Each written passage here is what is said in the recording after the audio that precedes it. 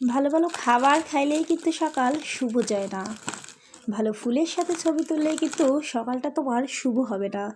সকালটা তোমার ভালো করতে হলে সকালবেলা ঘুম থেকে উঠতে হবে, নামাজ পড়তে হবে, কোরআন তেলাওয়াত করতে হবে, তবেই কিন্তু সারাটা দিন তোমার ভালো যাবে। শুধু সকাল না, দিনের শুরুটা থেকে শেষ পর্যন্ত তোমার ভালো যাবে। তো আজ সকালবেলা আমি একটু চা খাইতেছি আর তোমাদের সাথে একটু কথা বলছি, একটু ভিডিও করলাম।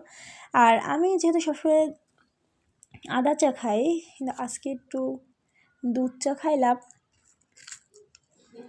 আর চাল ভাজা, অনেকে হয়তো চাল ভাজা চিনে না, চাল ভাজা চিনে অবশ্য, খায় না, কিন্তু যারা খায় তারা জানে চাল ভাজা দিয়ে চা খাইতে অনেক মজা। তবে আদা চা খাইলে বেশি মজা হয়, দুধ চা দিয়ে চাল ভাজা এত মজা হয় না। তো সবাই ভালো থাকবা, আল্লাহ হাফেজ।